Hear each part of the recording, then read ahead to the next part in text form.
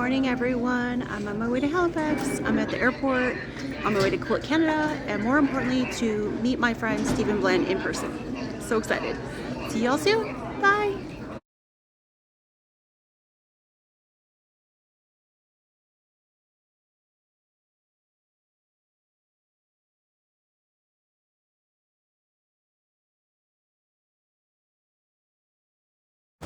Hi everyone, here I am in Halifax, and behind me the convention center, and there is Stephen and Walter. Say hi.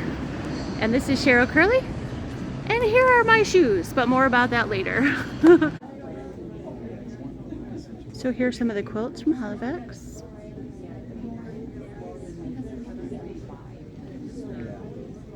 This is a legit kit.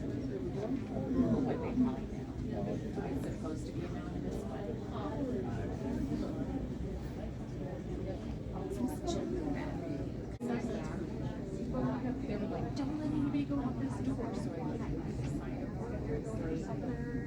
it's still bad.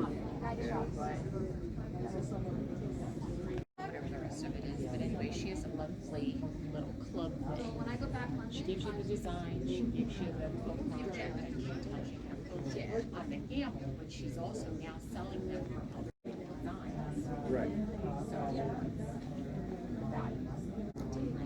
Well, that's Friggin' forever. yeah. Well, even that. Except that it's done by computerized. She didn't do the quilting. Oh. She did quilt by Lisa. Peter's around somewhere. I see his signature. Stand in front of it. What, you want to stand in front of it? Flap your wings.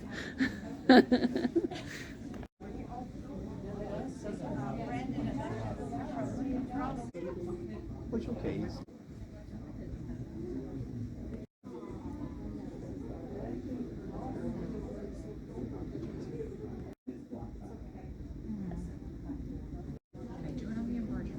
Yeah, that's why. I was positive I saw one.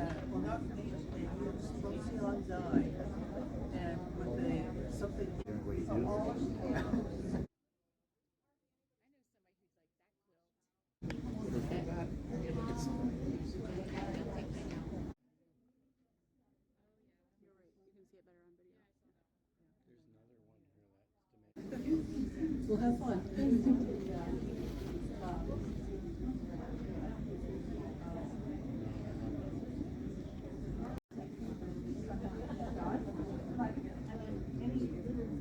Straight line. There's a hole in this one. That's okay.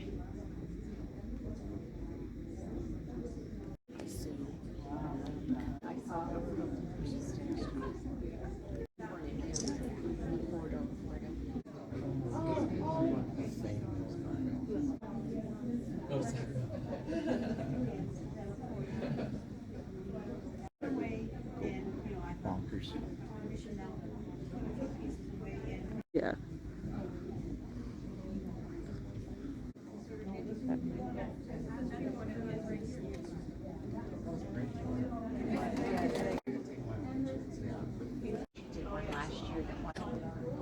What? To move button.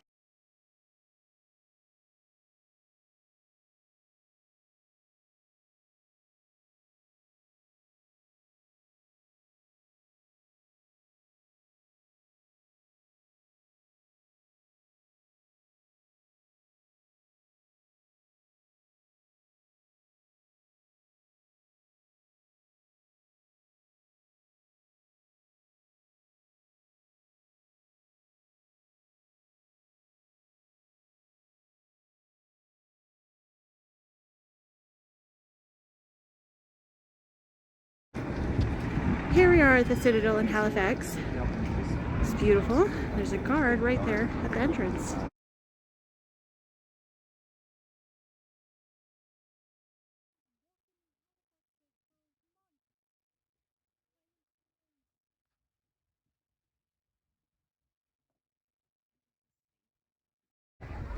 So here's the interior of the Citadel, which is a fort here in Halifax. And we're waiting for the cannon to go off at noon.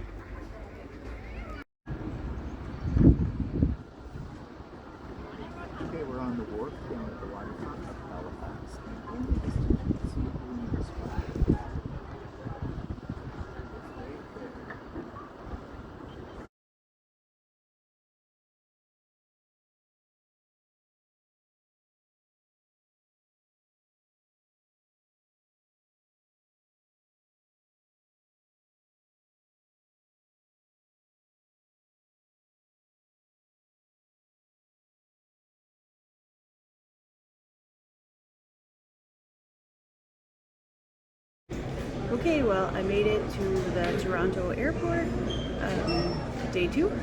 My flight so far is on time, fingers crossed, and hopefully I'll be home soon. So I'll see you guys then. Good morning. As you can see, there's a plane here, so it's looking good. I'm gonna be back home soon. Hello friends. Well, I'm back in the States, and so I thought I'd give you a quick wrap up of the show. You've seen all the quilts, majority of them. I probably videoed 90% of them.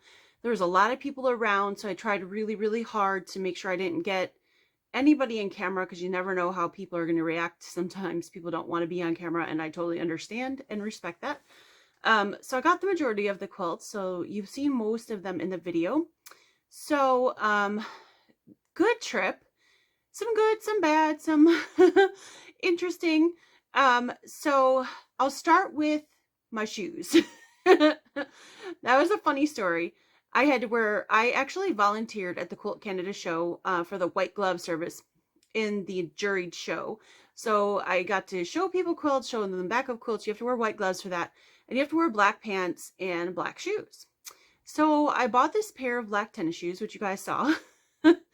And they're the same size, the same company as a whole bunch of other tennis shoes that I wear. I love to wear tennis shoes and jeans. I'm that kind of girl.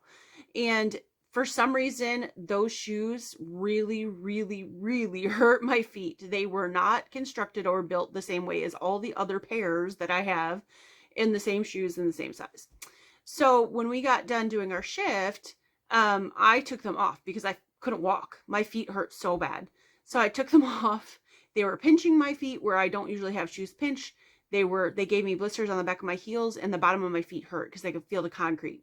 So I took them off, and our hotel was literally right across the street. I walked back to the hotel and changed my shoes. But on the way back, somebody in our group said, I said, oh, when I get home, I'm going to throw these away. And she said, why wait till you get home? Throw them away here, because then you have more space in your suitcase. And I thought, well, that's smart. So instead of throwing away, I decided to leave them on top of the trash can, because when Stephen and Walter and I had been walking around the city early in the day, we did see a few tents set up by some homeless people, and there was shoes sitting outside the tent. So I thought, well, maybe if I leave them here, somebody homeless will pick them up and have some shoes, because they're practically brand new. I'd only worn them two other times, I think, before this, very briefly, just around my house to break them in. And so I decided to leave them there.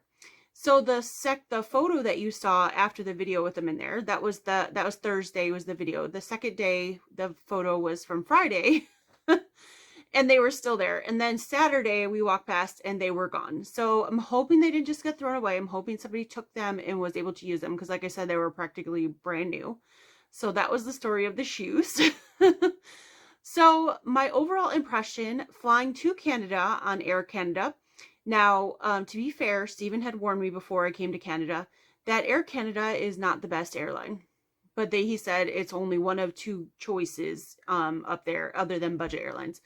So my options were either Air Canada or instead of flying from Cleveland to Toronto, which is only about a 35-minute flight, and then Toronto to Halifax, I would have had to take in either a flight to JFK, and I hate JFK Airport. Sorry if you love JFK, I hate JFK. Or I would have had to fly out of Philadelphia. And Philadelphia would have been on, I think it was American, and they are also not known for great service. They're kind of like Air Canada. They lose your bags and delays and cancellations and all that stuff. So I thought, well, I'll take my chances on Air Canada, because if I figured if I at least got to Toronto, because Toronto is a huge airport, they would have other flights to get to Halifax if something happened. Well, going there, I had no problem. Got on the plane, no delays, no cancellations from here in Cleveland to Halifax, to Toronto. Great.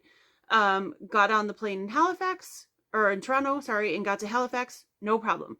Great service. My bag made it, which was a plus. And everything was fine. And I told Stephen, oh, this is great. So then on my way home, and most of you have seen this because you saw my live and things that Stephen and Walter have been posting about my trip, but on the way home was a different story. On my way home, I got to the airport when I was supposed to, all on time, cleared, you know, security and all that stuff, got my bag checked in. I get there and the plane is delayed. And mind you, I only had about an hour between my flight from Halifax to Toronto and Toronto to Cleveland. So I was a little bit nervous.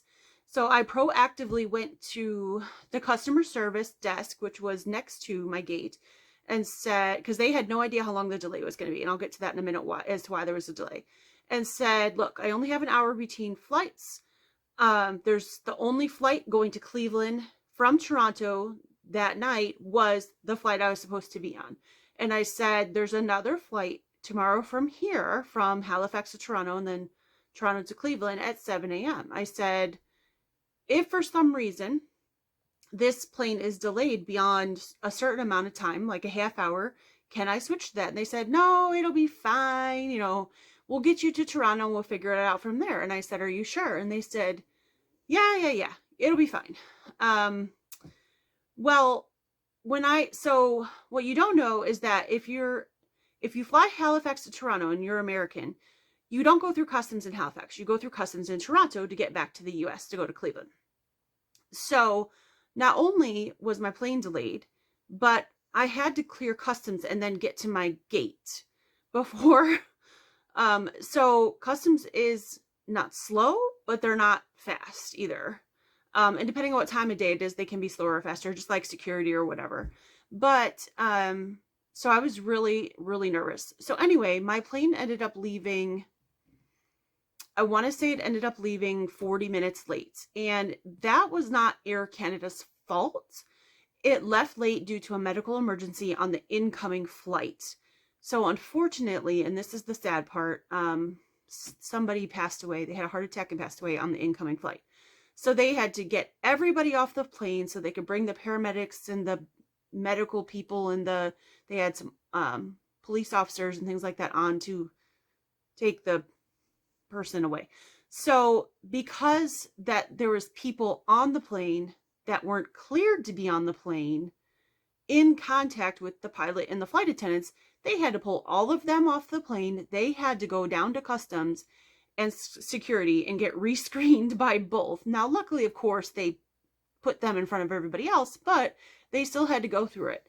They went and did all of that while they were getting the person off the plane. They ran back. I felt really bad for them because they were huffing and puffing, you know, because, you know, they were trying to get back quick. But unfortunately, that delayed the plane, and that was out of anybody's control.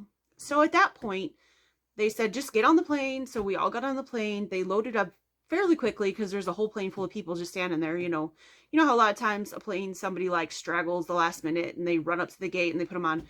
Well, I think that kind of ended some of that because the plane was so late that everybody was there waiting. So everybody got on the plane fairly quickly.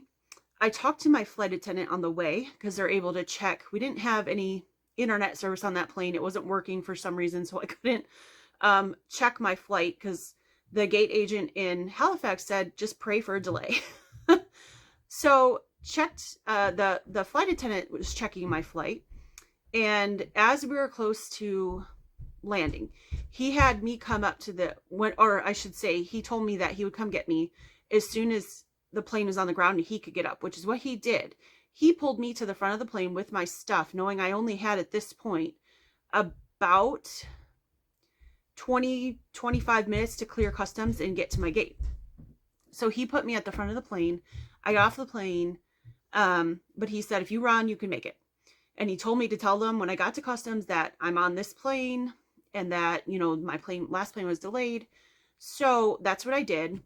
And get through customs, get to the gate, plane is canceled. And it wasn't for any good reason. And so I was very, very frustrated with Air Canada because I had done everything right and everything I was supposed to do. And this girl ran, and I'm not a runner, obviously. And get there, and the reason why they canceled the flight is because they didn't have the ground staff. And what I mean by ground staff, it's not the pilot, it's not the flight attendant. They had that plane only has one flight attendant because it's a small plane, and a pilot and a co-pilot. That wasn't the problem. The problem was they didn't have people to fuel the plane, to push back the plane. And I was like, are you kidding me? So I'm not going home because you don't have the staff to send me home. Can I get out and do it myself? I'll show me how. I'll fuel up the plane. Anyway, so long story short, they did not want to give me a hotel at first, but I asked for a manager and they gave me a hotel room, and she said, yeah, we'll give you a hotel room because it's our fault. The gal who helped me at first was brand new, and unfortunately I feel bad because there was a couple other passengers on my flight from Halifax that were going the same place as me. One of them got a hotel, the other one didn't, and that one had to spend the night at the airport. So I feel bad for them, kind of sticky, but I got a hotel. As you guys know, because I did a live from that hotel, it was a nice hotel, but it was a, bare bones, spend the night because you're stuck at the airport kind of hotel. But it was clean and it was a bed, and that's all that mattered.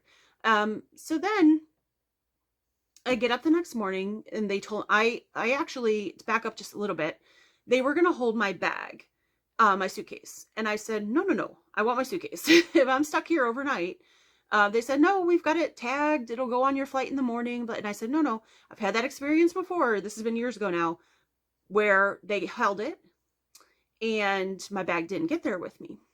Okay. So I said, no, I want my bag. First of all, I want to take a shower. I want to change my clothes. I've been on these clothes all day. I don't want to wear the same clothes. Remember I ran. I was not feeling too fresh. So I was like, okay, so give me my bag. So they gave me my bag. That was a whole fiasco. They sent me to the domestic carousel where you pick up your bag for Halifax, because I had not gone international yet, right? I was still in Canada. Waited. It kept saying that bags were still coming. Waited an hour and I said, this isn't right. This doesn't take an hour to get bags. So I went over to the bag agent, who there was nobody at the bag desk for quite a while. And finally some man popped his head out and I was like, come here. So I gave him my bag code, what my bag was under. And he said, your bag is in on the other side, the baggage claim for international on the customs side. And I said, okay. He's like, it's been over there for like a half an hour. I'm like, well, that would have been nice if somebody told me. And he goes, now I'm going to have to give you a special pass and go get it. And he was kind of annoyed, which annoyed me even more because none of this was my fault. And he gave me a special pass and they had to bring a security guard to escort me over. Well, when you go pick up a bag like that, you can't bring the rest of your stuff. Well, I had a carry-on bag with my tablet and everything else in it. And I didn't want to leave it behind because he's like, oh, just leave it sitting there. I'm like, I'm not leaving my stuff sitting on the floor over here. Are you kidding me? It won't be here when I come back. And he's like, oh, well, I guess I can take it back here and hold it. Like, I felt like he was looking at me like, you dumb American. And I'm like, okay, maybe it's safer than the States. I don't know, but I'm not leaving my bag with all my stuff, my passport, my tablet, all my things sitting right here on the ground. So he agreed to take it back behind the desk with him. They walked me over, got my bag, and it was right there on the carousel. Found it in 2 seconds. And then they walked me through customs, Canadian customs. And I get through there, and the Canadian customs man, he said, okay, can I have your slip? And he goes, did you forget your bag? Why are you in here? And I said, no. And I explained to him, and he said, well, why did they put it through customs? And I said, your guess is as good as mine. And he's like, I don't understand. He's like, get out of here. And I'm like, okay. So then I had to go out and go all the way back down around through the terminal to get back to the other baggage claim, the domestic baggage claim, to get my carry-on. So that was a whole process. That was over an hour just to get my bag.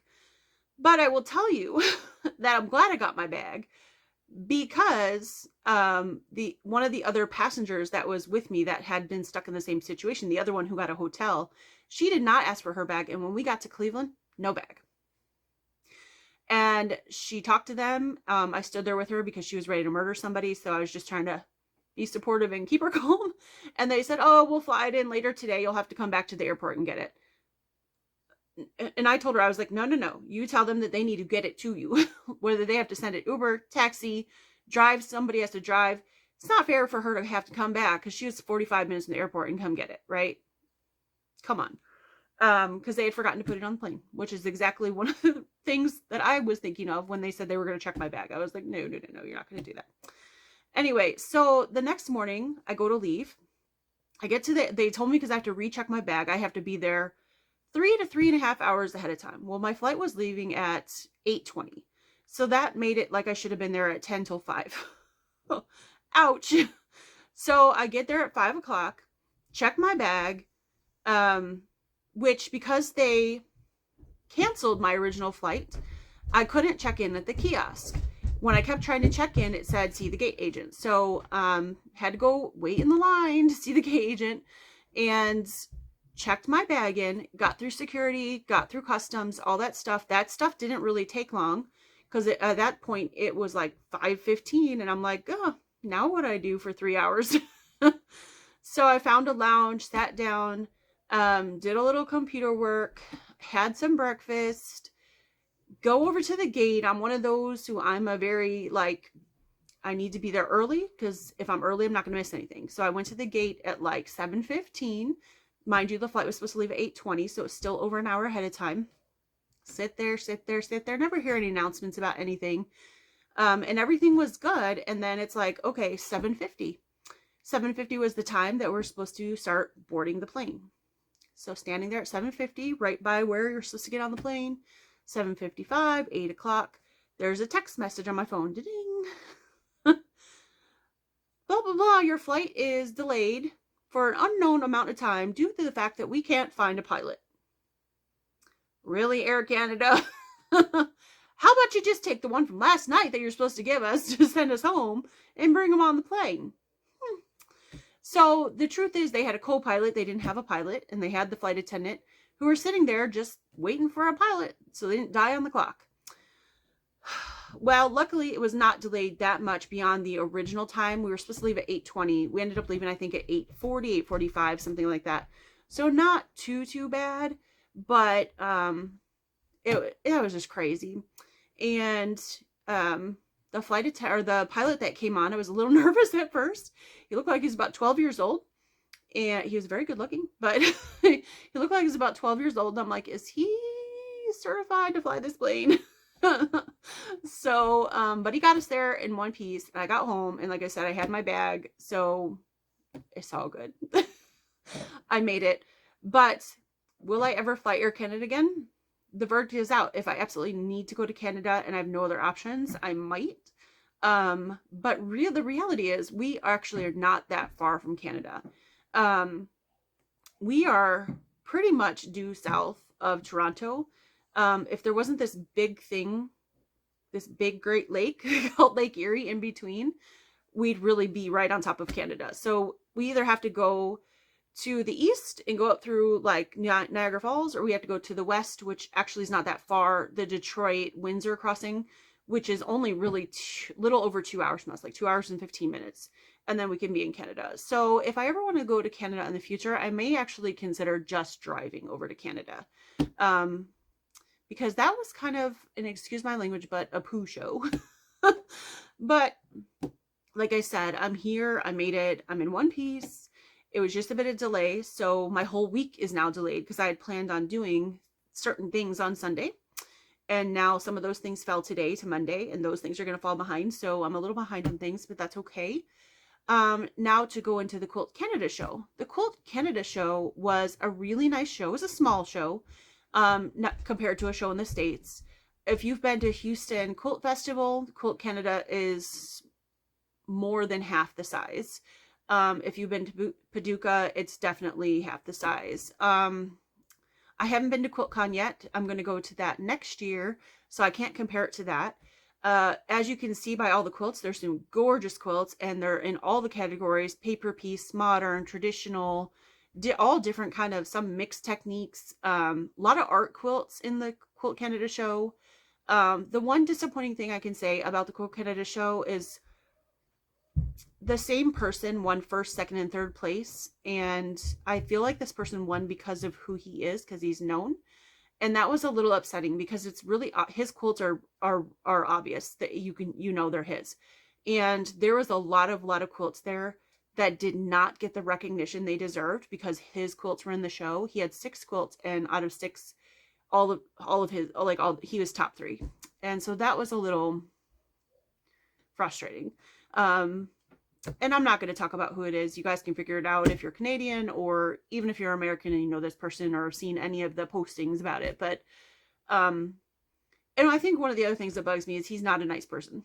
He was walking around at the quilt show talking about how bad some of the other quilts were, and I don't think that's appropriate. You have nothing. You shouldn't say, I mean, you won first, second, and third. So it's not like you're going, oh, I didn't win anything. Why didn't I win and that person won, right? He won everything. So walking around saying those kind of things, I thought was really rude and wrong. So I was really not happy about that. But overall, the show was good. There wasn't a whole lot of vendors. But like, again, I'm comparing it to like going to Quilt Market or Quilt Festival, or even a show here in Ohio had a lot more vendors in there, which I was surprised about, to be honest with you. I thought since it was like Quilt Canada's big show, national show, they'd have a lot more vendors, but they were good vendors, what they had. I didn't buy a whole lot. I think I'm not going to show you what I bought today. I didn't get very much because number one, I didn't see a lot of stuff that was new, to me. And number two, I didn't have a lot of suitcase space. So I was very cognizant of that. And I tried to keep myself under control, and I did pretty well. I spent less than $200. One of the things I got is something that I don't think I can get here in the States. I've never seen it. And like I said, I'll show you guys that later. I think Stephen and I and Walter may do a live when they get back and show kind of our hauls. We kind of talked about that. I don't know if we're still going to do that, but if we do, I'll show you then. And if we don't, then I'll put that in a separate video. But I got some cool stuff and I'm really excited for it. And, I got a couple presents for other people. So, yeah, but it was good. Halifax is gorgeous. You guys know I love blue. And that stems from my love of the water. I love the lake. I love the ocean. So being on the seaport was amazing. And you guys saw the lighthouse there, which lighthouses just speak to my soul. And the ships out in the water. We had a really good time walking. We did the boardwalk walk several times. I think we did that at least 2 or 3 times. That was fun. If you go over to Steven's channel, which is Bland Designs and the Idiot Quilter, for those of you who might not know him, and I'll link him down below. He put up a couple of videos. Well, he's put up a video almost every day. I think every day, actually. He took us into a Canadian grocery store to show us the bagged milk. I'd never heard of that in my life. And that was very interesting. But most of the things in the grocery store were very similar. They had a couple different products. They have French's ketchup, which here in the States we have French's mustard, but I don't think I've ever seen French's ketchup. Up there, Planters makes peanut butter, which I thought was really cool. If they would have had a smaller jar, I would have brought it, but they only had a like great big one. Wasn't sure how well that would do on the airplane, even in my bag. So I didn't get that. But if it would have been a smaller jar, I would have been tempted, because peanut butter is a staple in my house. So that was cool. But you can do, if you ever go out that way, you can do Halifax in 1 or 2 days. There's really not a lot to see. The Citadel was really cool. It was a historic fort up on the hill. And you guys saw some of that here in the video. And we did get to hear the cannon. I didn't have my video running at the time, but it's probably good that I didn't, because it was really loud. But really, really neat to see. But if you like food, if you like to eat, you could eat yourself to death in Halifax. There's every food from any nationality. I mean, Lebanese, Indian, Chinese, poutine fries, beaver tails, ice cream, Italian, Mexican, anything you want. Pubs all over the place. You can eat and eat and eat and eat and drink and drink. One thing I did discover is our hotel was right next to the convention center. My room was on the end where that street that you guys saw in the photos with all the restaurants and pubs were at. Although they were all over the city, but there was a big stretch of them there. Halifax people come out at midnight. We were ready to go to bed after having a glass of wine with Stephen and Walter, and they were just getting started. There was a band going, people lined up to get into a couple of the pubs there down the street, and they were loud, and we could hear them in the room. So that was interesting, because I was exhausted and really wanted to go to sleep. So it took quite a while to fall asleep. So needless to say, I didn't get a whole lot of sleep on Friday night. Because my roommate also got up early because she had to get ready to get on her airplane. So it was a rough day on Saturday with not a whole lot of sleep. So that was probably another reason I looked so rough in my life. But overall, the trip was great. the thing that I treasure and value the most, of course, is spending time with Stephen and Walter, getting to meet them in person, getting to know them more. And now I'm even more excited for them to come to my Georgia retreat at the end of December, because now I've already met them. So you take away that little, anxiety of not knowing them or in person and all that stuff. And they were great. They are the nicest people. Funny as all get out. But I really enjoyed spending time with them. The plane issues and everything else that went not wrong. I don't want to say wrong, but not so good. Didn't take away at all with my visit with them, because they were great and such nice guys. And like I said, I really enjoyed their company. So that was great. Would I go back to Quilt Canada in the future? Next time it's in Edmonton. And as much as I would love to see that part of the country, I'm not sure if, I don't know if I would. I don't want to say no right now. I thought it was a good show. I think it would be a shame to go again and have the same person win all the places. I don't know. That bothered me. But would I go again in the future? Maybe. The next one's not in Halifax. Like I said, it's in Edmonton, so it might be nice to see something new. But I'm not sure. But I say that all the time about every show. I've said that about, Quilt Festival. I've said that about Paducah. I've said that about, even shows here, and I end up still going. So maybe just, wait till it goes to a location that I really want to go to. I'm not sure what there is to do at Edmonton. I don't know if I'd want to go to another city where there's not much to do, because you really could do the whole quilt show in a day, including the vendors, because it's not a huge show. So there would need to be something else to do. I really did enjoy walking around Halifax. Halifax is not made for fat people because it's all hills. But I did manage the hills pretty well. I broke my back several years ago, and I'm not going to go into that now. But my back did hurt a little bit the one day when we walked a lot and we're coming back from the grocery store. But other than that, I did pretty well. The hardest hill was getting up to the Citadel. That was the steepest hill. And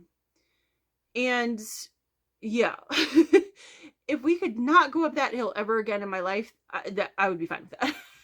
The rest of the hills weren't too bad though. And you could see from the Citadel how high we were, because it was the top, and you could see down all the way down to the seaport and everything. So, other than that, it was great. I had a great time. Like I said, lots of fun. And really, that's it. So Stephen and Walter are still on vacation, and I can't wait to hear more about their travels. So if you guys are looking forward to that, keep going to their channel, because they're going to keep posting videos. And hopefully when they get back, we can do a live and show our hauls. And like I said, I didn't get a whole lot, but I know Stephen did. And Walter got some fun stuff too.